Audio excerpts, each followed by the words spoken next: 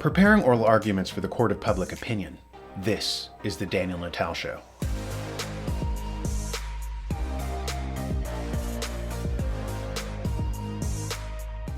As we discussed here before, our system is a mixed form of government, based on Aristotle's three main forms from politics, namely monarchy, aristocracy, and republic. Each of these three forms of government had its benefits and its liabilities. To make the best of the good things, and to offset the bad things, Cicero suggested in De Republica to create a mixed form of government based on all three. In place of monarchy, we have the president. In place of aristocracy, we have the Senate. And in place of republic, we have the House of Representatives. Of the three, only one had direct elections, the People's House, the House of Representatives. Because it was based on rule of the uninformed, they knew that the House of Representatives would be more subject to demagogues and ridiculous and short-sighted legislation. Think free candy for all, or the Green New Deal. To offset the excesses of the House of Representatives, they had the Senate and the Presidency to act as the adults in the room. This is why, though the House of Representatives had popular elections, the Senate and the Presidency did not. They were insulated from the public as a method to encourage wise decisions, not decisions based on a popularity contest. Senate was supposed to represent the aristocracy, like the House of Lords in England. As a result, senators were not directly elected, but they were appointed by their state legislators. Therefore, a senator, unlike a congressman, was appointed in a two-step process. Step one was the people in the state voting for their legislators, and step two was those legislators nominating a federal senator to go to Washington, D.C. In 1861, John Stuart Mill, in Considerations on Representative Government, praised the selection process for our senators and said that it was the most successful method in our government. He wrote, "The elections thus made have proved eminently successful and are conspicuously the best of all the elections in the United States. The Senate invariably consisting of the most distinguished men among those who have made themselves sufficiently known in public life." Likewise, the president was not chosen by popular election according to our Constitution. He was, like senators, elected by a two-step process. The state legislators selected electors, and the electors went to the Electoral College and decided upon the president. Long story short, contrary to everything that you were taught in our failing public school system or what you watch on TV, our system as a republic was not designed to be a democracy, which amounts to the popularity contest of mob rule. Our original system was more deliberative, with only the People's House, the House of Representatives, having direct democracy. And here's the thing. The House of Representatives was only tacked on as an afterthought, so that the common citizens felt like they had some representation and wouldn't revolt. It was an add-on. The actual responsible people in the setup were supposed to be the Senate and the President.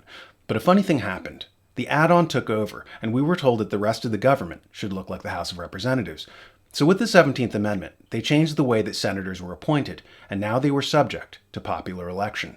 While in school we're taught to cheer this alteration of our Constitution, what it means is that now senators need to raise vast amounts of money to be elected, whereas before, they didn't.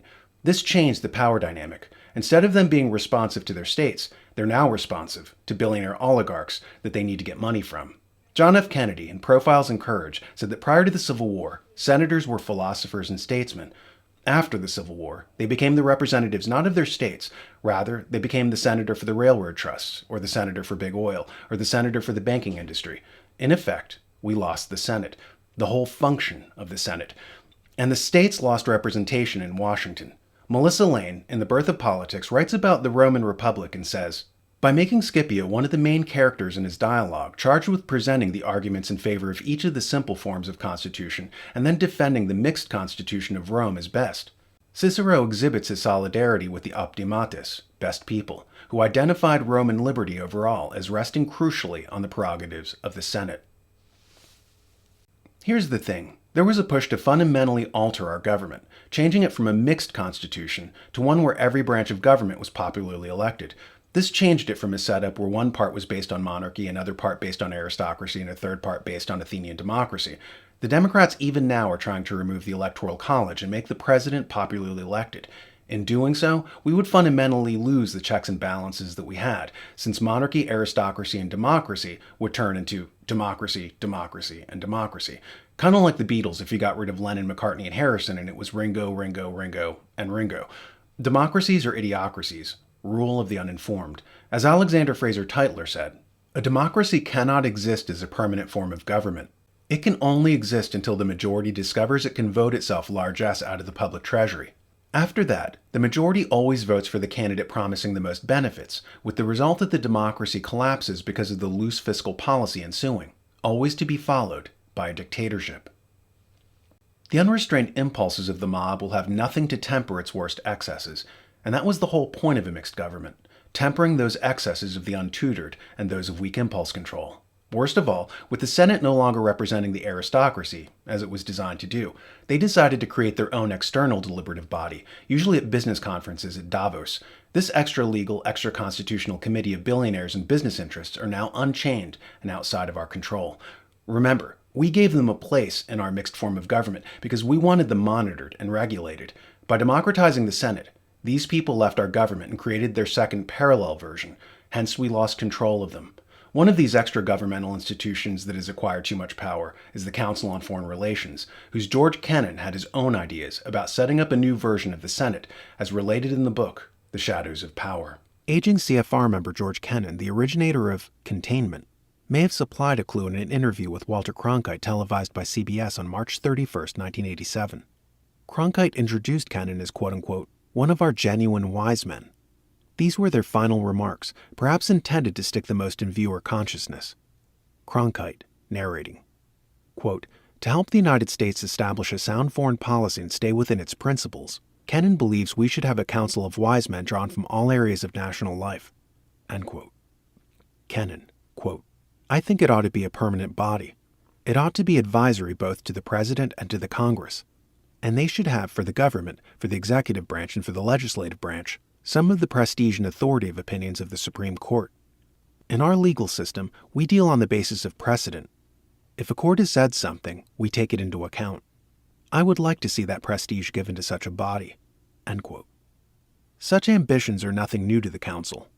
Back in 1924, Count Hugo Lerchenfeld wrote in Foreign Affairs, quote, could not a body of highly deserving and competent men such as are found in every nation as representatives of its highest moral forces, a kind of areopagus, meet to give decisions on highly important contested matters?